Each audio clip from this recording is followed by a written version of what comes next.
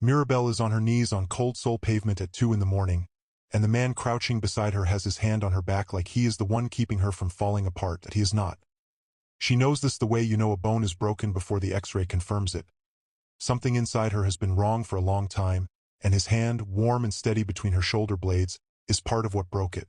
But the neighbor standing 3 feet away does not know this. The neighbor, a small woman in a quilted house coat with sleep still soft on her face, is looking at the photograph Gretel is holding up in the yellow light of the street lamp. It is a photograph of Annabella. Annabella at 22, laughing at something off camera. Her hair loose, her teeth bright. Annabella before Atlanta. Annabella before the parking lot of a convenience store became the last place she ever stood. She has been like this since her sister died. Gretel is saying, and his voice is the voice of a man carrying something heavy with great dignity. Grief does terrible things. You understand. The neighbor understands. The neighbor's face is doing the thing faces do when they absorb a tragedy that belongs to someone else. Softening, tilting, filling with a sympathy that costs nothing. She looks at Mirabelle on the ground and she sees a broken woman. She does not see a woman who was running. She does not see that the reason Mirabelle is on the ground is that Gretel's hand was already on her before she could get to the corner, already steering, already managing. She sees what Gretel has arranged for her to see. This is the thing about him. He is never angry in public. He is never anything in public except patient, except sorrowful, except the kind of husband who shows up even when it is hard, especially when it is hard. It is a performance so complete that sometimes, in her lowest moments, Mirabelle had sat across from her own reflection and wondered if she was the problem. If the grief from Atlanta had made her paranoid. If she was reading control into kindness and cruelty into care. She had wondered this. She is ashamed that she had wondered this. But she is on the ground at 2 in the morning in a Seoul side street, and the photograph of her dead sister is in her husband's hand, and he is using Annabella as a prop, and the shame of having wondered it is nothing compared to the specific cold fury of watching it happen. Before we go any further, now sit back and get comfortable, subscribe to the channel and like the story, because what Mirabelle is about to do to survive this man is something you will not want to miss a single second of. This story goes to places that will make you angry, break your heart, and by the end, make you believe in something again. Stay with us. She had crossed the Pacific 14 months after the shooting. Not for him, not at first. She had crossed it because Atlanta had become a city with a hole in the middle of it, and everywhere she drove, every gas station, every strip mall, every overlit parking lot at night, her body remembered what had happened in one of them. Annabella had gone for ramen and a drink. She had been wearing a yellow hoodie. The man who shot her had been aiming at someone else, which was somehow the worst part, the absolute most unbearable part. Her sister had died as a mistake, a geometry problem, the wrong body in the wrong coordinates at the wrong second, and there was no narrative in it, no meaning, nothing to be angry at that would hold still long enough to absorb the anger. Mirabelle had been 31. She had a job in graphic design she no longer cared about and a small apartment she could no longer sleep in and a mother back in Atlanta who called every day and cried. And the crying was love, but it was also weight, and Mirabelle was already so heavy. When she got to Seoul, she did something she had not planned. She changed her name. Not legally, not on any document, but in the language school where she enrolled to learn Korean, in the coffee shop where she introduced herself to strangers, in the small daily exchanges where a name is just a sound you answer to. She called herself Soo-ah. It was a Korean name she had read in a novel on the plane. A character who survived something enormous, and she liked the way it sat in the mouth. Clean and unrecognizable, belonging to nobody she had ever been. Mirabelle carried Atlanta. Soo-ah could start somewhere else. She understood later that this was not healing. It was the first sign that her grief had made her want to disappear, and that wanting to disappear is dangerous because certain people can smell it.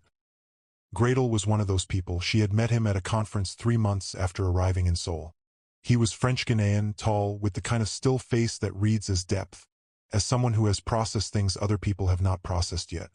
He listened the way very few people listen, without preparing his response, without redirecting to himself, without flinching when she said the ugly parts out loud. When she said she did not know how to be in America anymore, he nodded like a man who understood the specific weight of that sentence. He had lived in Seoul 4 years. He knew people. He had a farmhouse 2 hours south of the city and an apartment in Mapogu and a life that looked from the outside like a man who had figured something out. She followed him because grief makes people catastrophically stupid about who they trust. The marriage was quiet at first. There were months that almost felt like healing.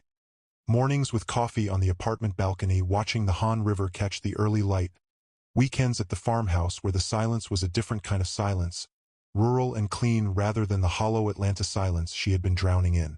She told herself she was building something. She told herself this was what it looked like to survive. The control came in slowly, the way cold comes in through a window you did not realize was open. It was small at first. A comment about the time she spent on the phone with her mother. Not angry, never angry, just a quiet note that perhaps the calls were keeping her stuck, keeping her in grief rather than moving through it. A raised eyebrow at the friend she had made at a language school. A Nigerian-British woman named Temi who laughed too loudly and asked questions Gretel later described as intrusive. He did not tell her to stop seeing Temi. He never told her to do or not do anything directly. He simply asked after each meeting how she had felt afterward. Whether the conversations left her feeling lighter or heavier. Whether she thought Temi truly understood what Mirabelle was going through. Or whether Temi perhaps made things about herself too often. He asked these questions with genuine care in his voice, the way a doctor asks about symptoms. And slowly, over weeks, Mirabelle began to hear Temi's laugh differently. Too loud. A little performative. She stopped calling. She told herself it was her own decision. This is how it worked. Everything felt like her own decision. The farmhouse visits started as weekends and became weeks, and the weeks became the default rather than the exception. The Seoul apartment stayed on, he kept it for business, he said, but increasingly the farmhouse was where they lived, and the farmhouse was 40 minutes from the nearest town on a road that had no bus service, and her phone lost signal in every room except the kitchen, and the kitchen was always where he was. She had learned to drive in Atlanta, but there was only one car and it was his, and when she asked once, very carefully, whether she might take a driving lesson in town to get her Korean license, he had looked at her with an expression of such patient concern and said that he worried about her driving given her current state, given Atlanta, given the way her nervous system still jumped at sudden sounds. He said it gently. He said it like a man who loved her enough to say the hard thing. She did not get her license. The days at the farmhouse had a texture that was almost peaceful on the surface and suffocating. Underneath, she cooked. Not because he demanded it, but because the kitchen was the one room where she had a function, where her hands had something to do, and doing something with her hands was the only way to keep the thoughts from cycling. She cooked jollof rice sometimes, the way her mother made it back in Atlanta, standing at the stove with the tomatoes and the Scotch bonnet and the specific smell that meant home before home became unbearable. Other times she made the spicy rice cakes that Annabella had liked on their one trip to Seoul together, years before any of this, when they were just two sisters being tourists, arguing about which street food to try first. She stood at the stove stirring and let her eyes water and told herself it was the chili. Gretel worked from a room she was not invited into. Not forbidden. He never forbade anything directly. But the door was always closed, and when she had knocked once to ask something small and domestic, he had opened it just wide enough to answer and then closed it again, and the message was in the width of the opening. She learned not to knock. She learned to leave his meals outside the door on the small table in the hallway and wait until she heard him move before going back to the kitchen. She learned the rhythms of his footsteps, the weight of his silences, the particular quality of the air in a room he was about to enter. She learned him the way prey learns a predator, through the body rather than the mind, because the mind had been convinced that predator was the wrong word, that she was catastrophizing, that this was simply a man with boundaries and a wife who struggled. She had a journal for about 3 months. She wrote in it at night small observations, the way the light hit the persimmon trees outside the window, things Annabella would have said about the rural quiet. Gretel found it. He did not read it, or if he did not say so. He simply placed it on her pillow one evening with a bookmark inserted at a page she had not bookmarked, which meant he had been inside it, and when she came to bed and saw it she understood the message precisely. I have been here. I know what you think. She stopped writing. These are the small things. The things that do not look like anything from the outside. No bruises. No screaming. No dramatic confrontations that a witness could describe. Just a woman in a farmhouse kitchen making rice and learning not to knock on closed doors and watching her own thoughts gradually take the shape he had designed for them. The first time she tried to leave, it was midnight in the Mapo apartment. She had been planning it for 3 weeks. A bag was under the bed. The door was 12 steps away. She made it 8 before the flower pot on the kitchen counter somehow tipped. She still does not know if she clipped it or if he was already awake and watching. And the crash split the silence open, and then he was there, not angry, never angry, just present, filling the hallway with his body in a way that was technically just standing there, just being a man in a corridor, except that she could not get past him, and they both knew it. He did not touch her that night. He sat her down and made tea and spoke to her gently about Atlanta, about how her nervous system was still in survival mode, about how running was not healing, and it was the most terrifying conversation she had ever had because it sounded so reasonable, and because she could feel herself almost believing it, almost deciding that the bag under the bed was evidence of her own damage rather than her own intelligence. She stayed. The second attempt was worse. They were in the car on the road to the farmhouse. Mirabelle had been waiting for the right moment for 2 months, and the right moment, she had decided, was somewhere between Seoul and the farmhouse because at least out there were fields, were space, were other roads. She opened the car door at 40 kilometers an hour. She had done the math. It would hurt, but she would survive it. He pulled over with a calm that was more frightening than rage would have been. Not a word, not a raised voice. He simply parked, got out, and walked to where she had half fallen onto the gravel shoulder, and the way he ran. Not panicked, not furious, methodical. Told her something important about who she was dealing with. The sedative was in a dart she never saw him reach for. She woke up in the farmhouse bedroom, and outside the window she could hear his voice, and the voice of a neighbor from the nearest property, and she would later piece together from fragments that he had stood in the farmhouse yard with photographs of Annabella, with his wool coat and his careful sorrow, and told the neighbor that his wife had been struggling since Atlanta, that the grief had made her do frightening things sometimes, that they were managing it together, that he hoped people would understand. The neighbor had understood. Mirabelle had lain in that bed and felt something calcify inside her. Not defeat.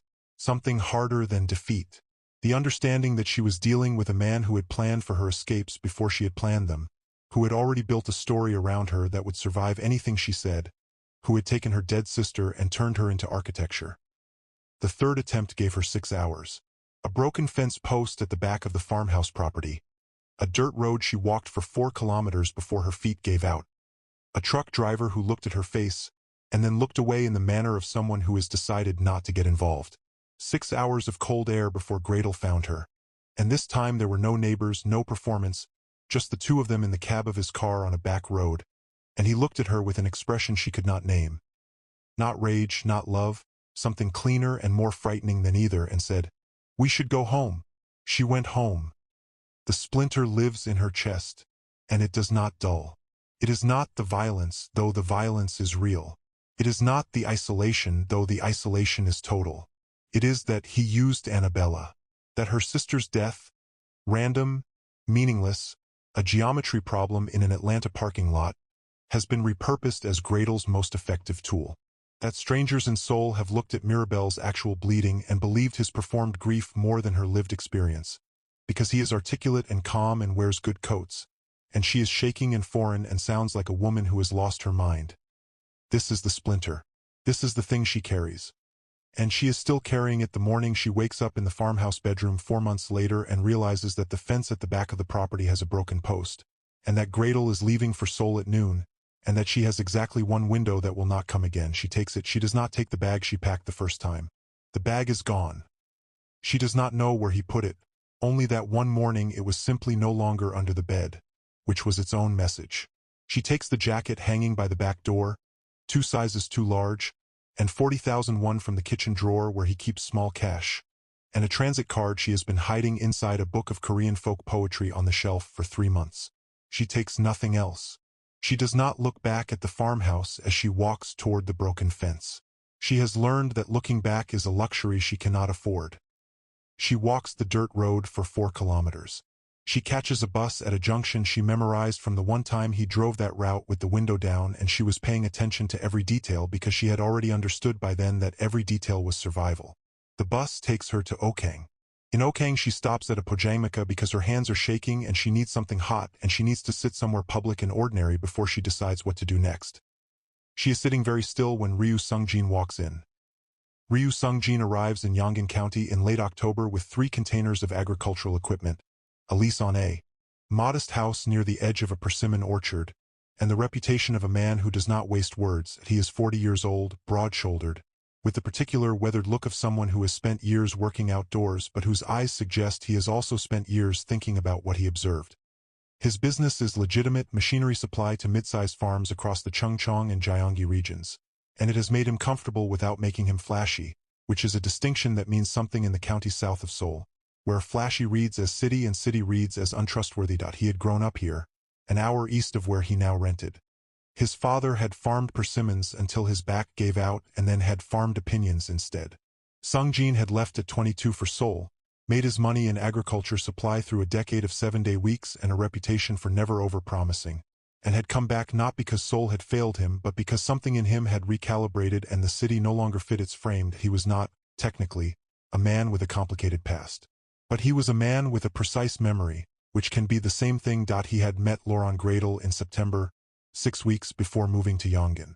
A business dinner in Gangnam, 8 people around a table, the kind of evening where everyone is evaluating everyone else through the medium of conversation about wine and land prices.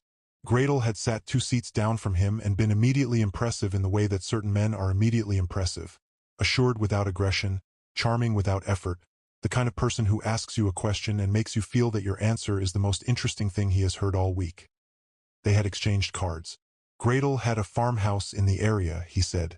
They should have coffee. Sung-jin had filed him under possible contact and thought very little more about it. It is a Tuesday in early November when Sung-jin drives into the small town of Okang for supplies and stops at a pojangmaka, a street food tent, because it is cold and he has been driving since 6 and the smell of oating broth hits him at precisely the right moment. The woman at the far end of the tent counter is sitting very still. This is the first thing he notices. Not her face, not her clothes, her stillness. It is not the stillness of someone at rest.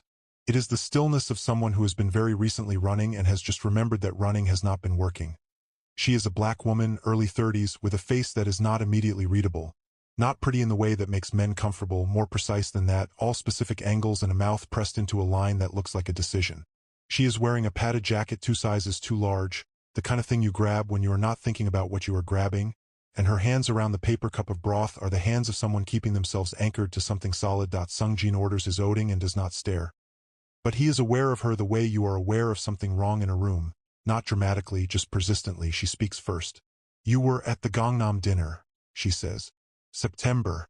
14 people. You sat next to a man who exported fertilizer from Jeolla and you ordered the fish, not the meat. He turns and looks at her properly for the first time. Yes, he says. My husband was there, she says. Laurent Gradel. The name lands. He nods slowly. She puts the paper cup down. She looks at him with an expression he will think about for a long time afterward. Not desperate, not pleading, something more focused than either of those things, like a person who has done enormous calculations and arrived at a number they did not want and are now simply reporting it. I need to tell you something, she says. And I need you to understand that I know how it is going to sound, and I need you to hear it anyway. He says nothing, which is, he will later realize, exactly the right thing. She talks for 22 minutes. He knows because he glances at the clock on the pojangmaka pole at the start and again when she stops. She does not cry. She is not hysterical. She is not the woman Gradel described at the Gangnam dinner. He had mentioned her, briefly, in passing, a comment about a wife who had struggled with grief and was still finding her footing, delivered with the practiced sorrow of a man bearing something privately and honorably. She is not that woman. She is something else entirely. She is specific and sequential, and she holds eye contact in the way of someone who has rehearsed this for a very long time and is now finally saying it out loud and will not look away because looking away would let him dismiss her. She tells him about Annabella. She tells him about Atlanta. She tells him about changing her name to Soo-ah when she arrived in Seoul, wanting to become someone new, someone grief had not already claimed. She tells him about the 3 escape attempts and the sedative dart and the neighbors and the photographs and the wool coat. She tells him about the journal placed on the pillow with a bookmark she did not put there. She tells him about the bag that disappeared. She tells him about Temi, about the driving license, about the way the farmhouse visits became the default, about the weeks of no phone signal, about the kitchen door she learned not to knock on. She tells him about the way he uses her grief as cover, the way he has built a story around her that she cannot climb out of, the way her own reality has been slowly replaced by his narration of it until she sometimes cannot tell, in her lowest moments, where she ends and his version of her begins. When she finishes, Sung-jin is quiet for a long moment. Then he says, "At the dinner in September, he told me you had had a breakdown." She closes her eyes for 3 seconds, opens them. "What else did he say?" "That you were receiving care. That you had difficulty distinguishing what was real from what was not since your sister died." He pauses.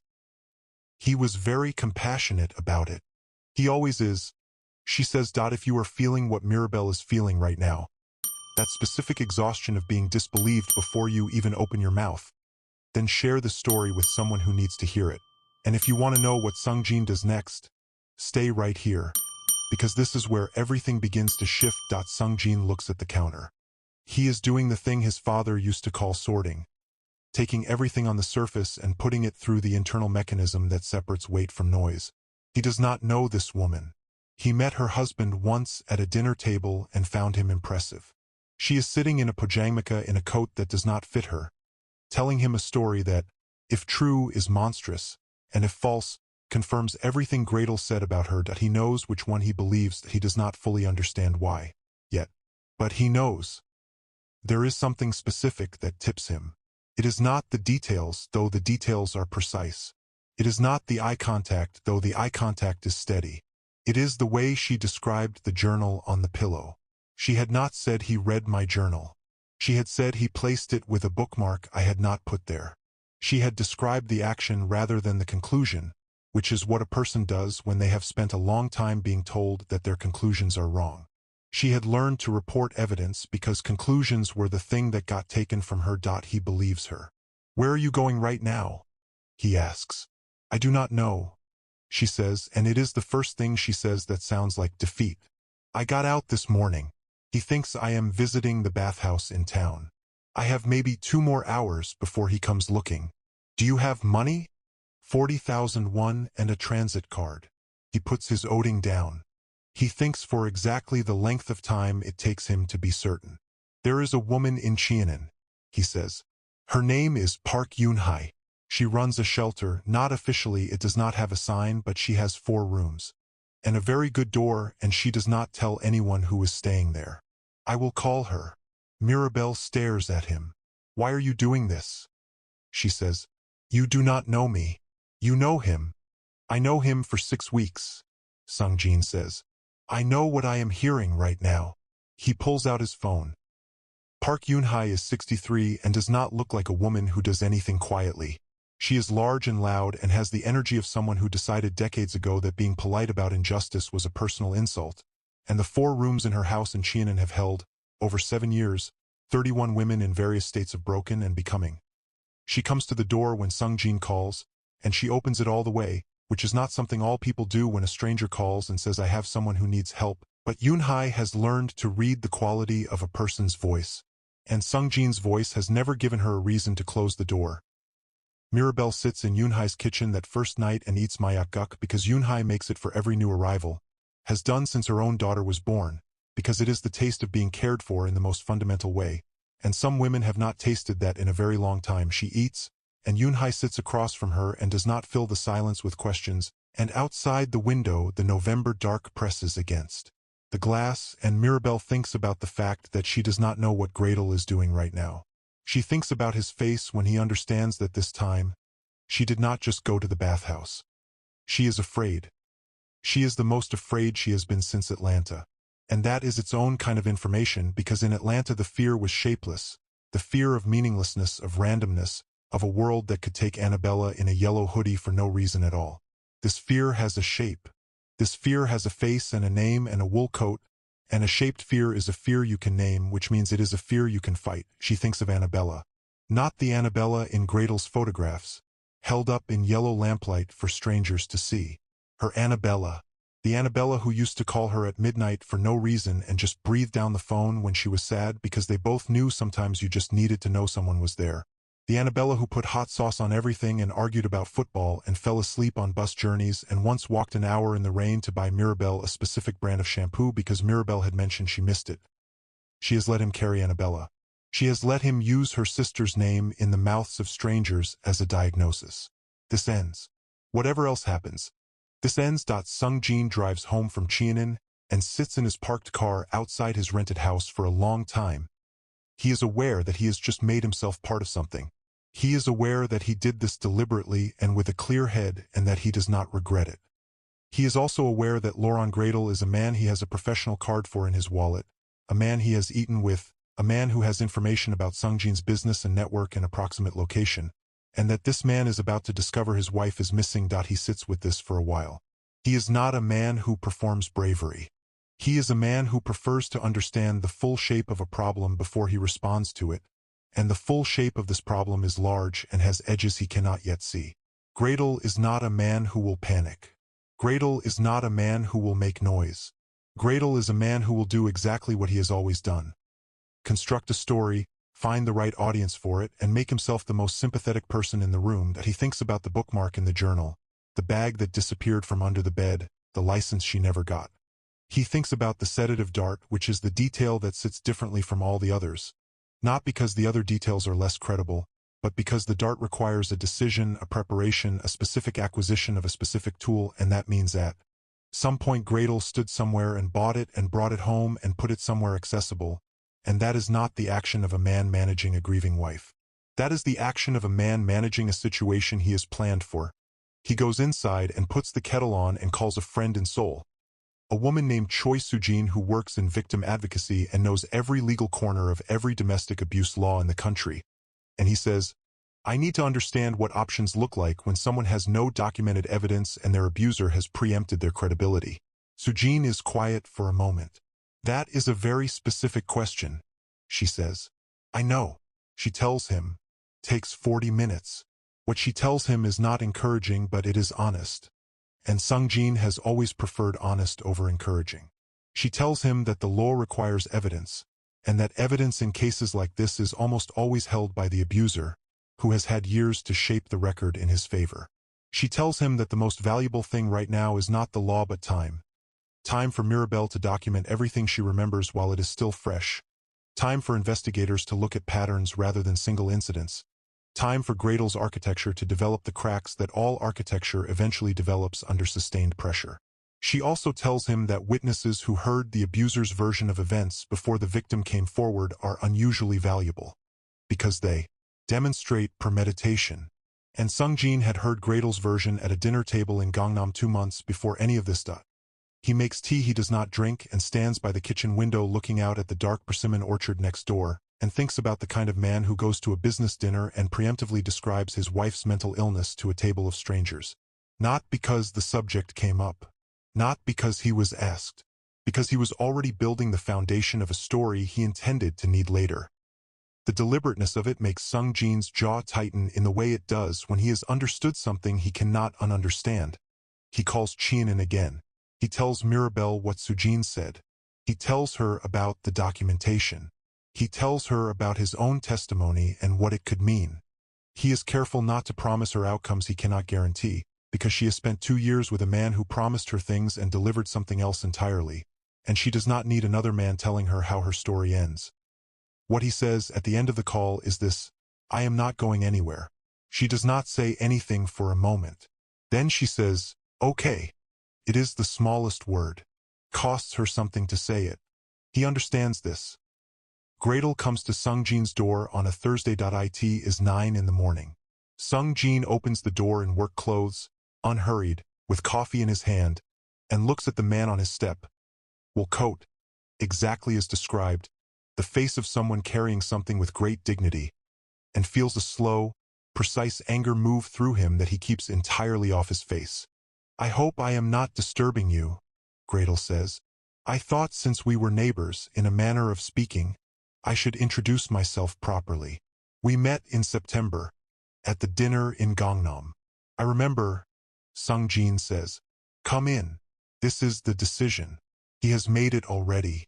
If Gradle thinks Sung Jin is simply a neighboring businessman who does not know anything, Sung Jin is more useful than if Gradle thinks he is a threat. And Sung Jin wants very much to be useful. They sit across Sung Jin's kitchen table and drink coffee and talk about agriculture supply margins and the difficulty of rural land pricing and the way Seoul money is increasingly distorting local economies.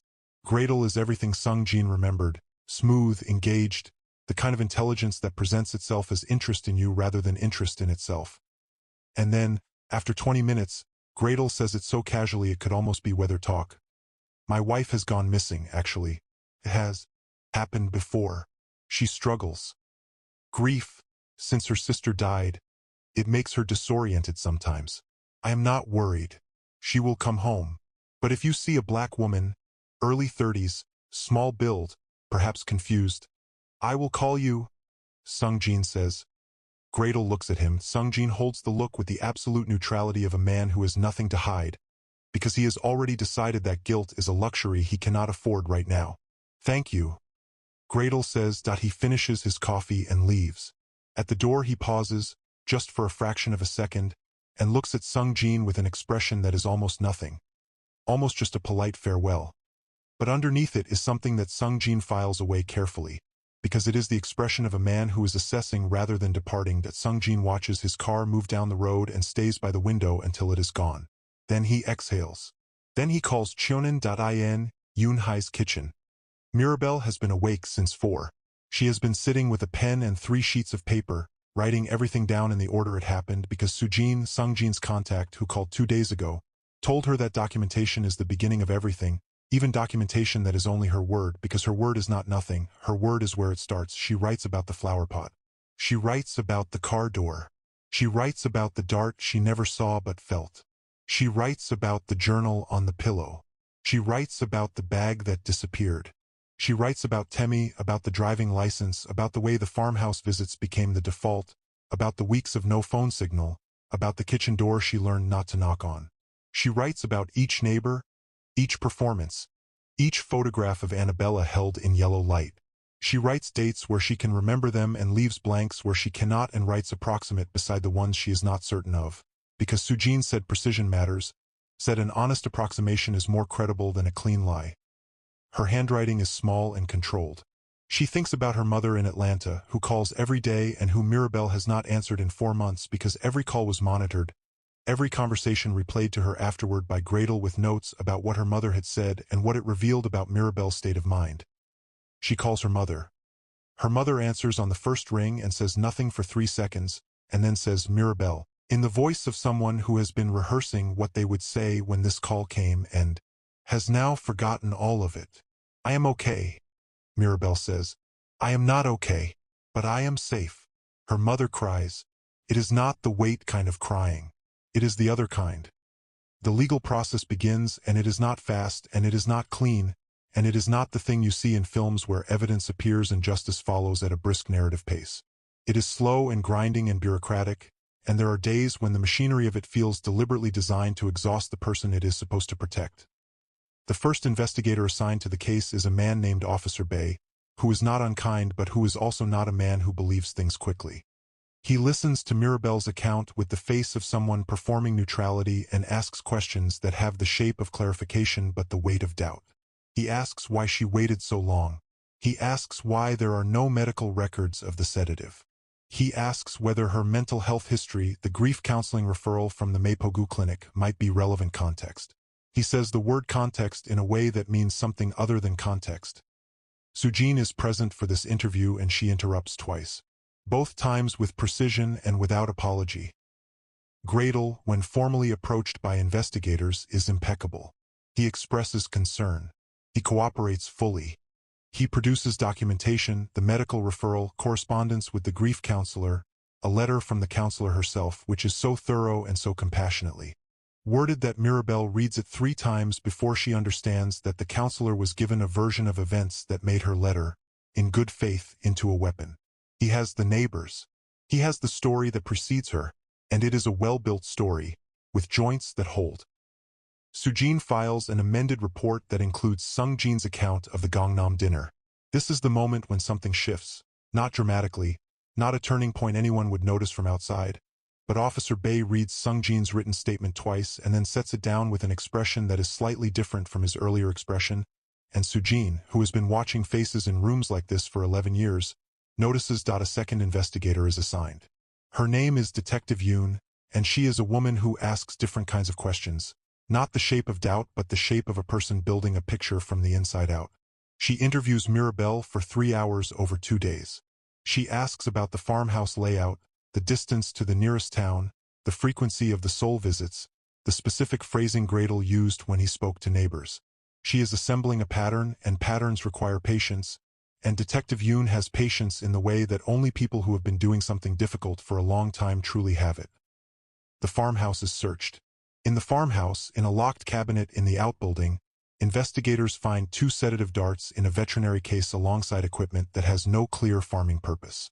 They find a notebook, not incriminating in itself, but filled with handwriting that records dates and times and what appears to be a log of Mirabel's movements and state of mind.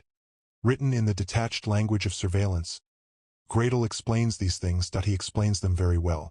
He explains the darts as livestock management equipment he had purchased and never used.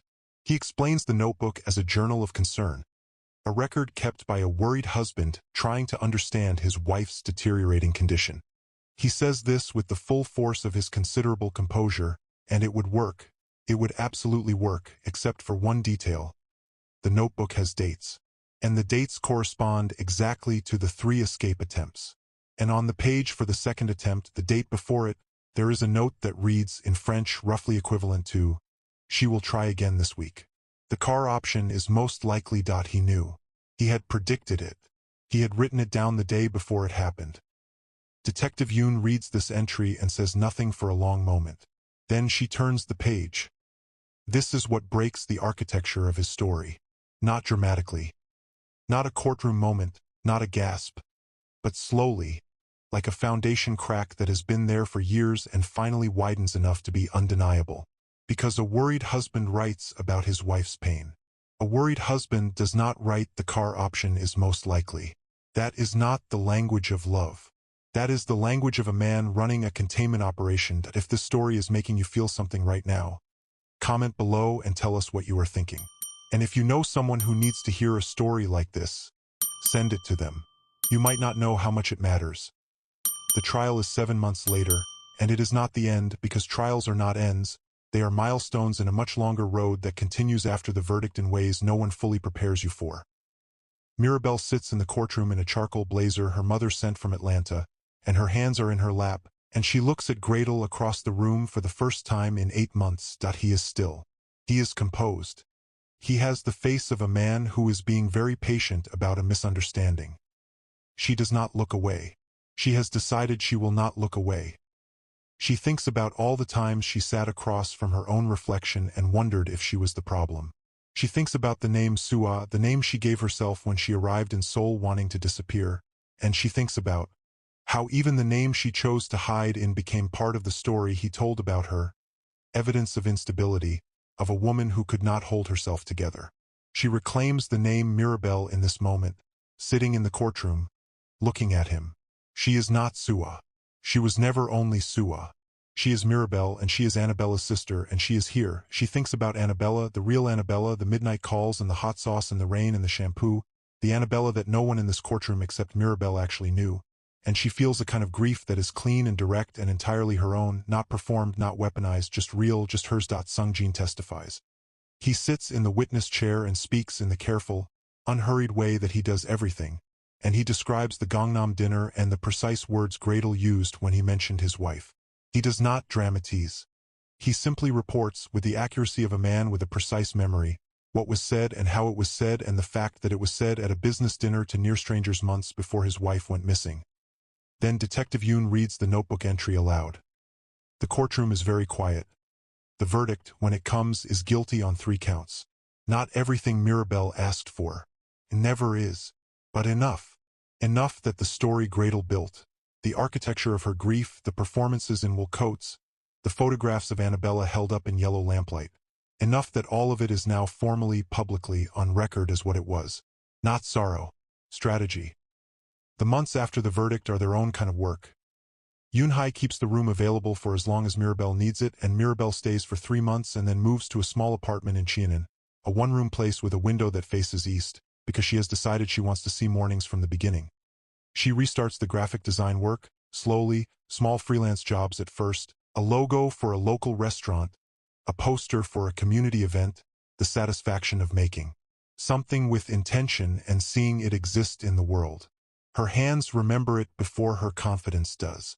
There are days when she sits in front of a blank screen for an hour before anything comes, and she has learned to let those days be what they are rather than treating them as evidence of something broken. She calls her mother every Sunday. Sometimes they talk for an hour. Sometimes they just stay on the line and breathe. Sungjin is present in the way of someone who understands that presence does not mean proximity. He is not pushing. He is not the man who rescued her. She is clear about this with herself, deliberate about this, because she has spent 2 years in a story written by someone else and she will write her own now, and the story is that she got out, that she documented it, that she kept her voice steady in that pojangmaka and told the truth to a stranger because she had run out of other options, and the stranger listened. He brings persimmons in October. From his neighbor's orchard, he says. She makes tea and they sit by her east-facing window and talk about ordinary things. The supply chain issues he is dealing with, a film she watched, the fact that the pojangmaka in Okang has the best oating broth in the county, which is an opinion they have both now confirmed independently. There is something between them that is real and that neither of them has rushed, because real things do not require rushing, and they have both had enough of things that moved quickly toward damage. In January, Mirabelle goes back to Atlanta. Not to stay, not to undo anything. She goes because she needs to stand in the city where Annabella died and claim it back, claim her sister back from every context in which Annabella has been used as a prop, a diagnosis, a story told by someone else in a wool coat. She goes to the convenience store. It is an ordinary place. Fluorescent lights, a rack of chips near the window, a young man behind the counter who looks up and looks down again. She stands on the pavement outside, and the cold Atlanta January air moves through her and she thinks about Annabella in the yellow hoodie, and this time she lets herself think about it all the way through. Does not manage it, does not redirect it, just feels it. It is enormous. It is the size it has always been. There is no trick to make it smaller. She says Annabella's name out loud in the parking lot. Not for anyone. Just out loud, just in the air where Annabella last breathed it. Then she goes to her mother's house and eats jollof rice and sits on the couch where she and Annabella used to fight over the remote control and falls asleep there. And in the morning she is still there and still breathing and still here, which is not nothing, which is, in fact, everything. Back in Cheonan in February, Mirabelle opens her laptop and starts designing something she has been thinking about for months. It is not a logo or a poster. It is a visual document. Illustrations, text, her story, Annabella's story, the story of what it looks like when someone uses your wound as their weapon. She does not know yet what it will be. A book, a website, something else entirely. But her hands are moving and the work is clear-eyed, and it is the most herself she has felt making something since before Atlanta. She sketches Annabella from memory. The loose hair, the bright teeth, the laugh at something off camera. This time, the photograph is in her own hands. She is not on her knees in a Seoul street at 2 in the morning. She is at a desk by an east-facing window in February, and the light is coming in gray and clean, and somewhere an hour north Sungjin is loading a truck in the persimmon orchard. And in Atlanta her mother is making breakfast, and in a courtroom filing cabinet there are 3 sheets of small controlled handwriting that belong to her, that are her word, that turned out to be enough. Annabella cannot come back. The geometry of an Atlanta parking lot at the wrong second cannot be undone. But Mirabelle is here. Mirabelle is writing it herself now. She has the scars. She has the mourning. She has both, and she is keeping them. If this story moved you, share it with someone who needs it today. Leave a comment telling us which moment hit you hardest. And if you are not yet subscribed, now is the time, because there are more stories like this one waiting for you. Every story we tell is for someone who needs to know they are not alone.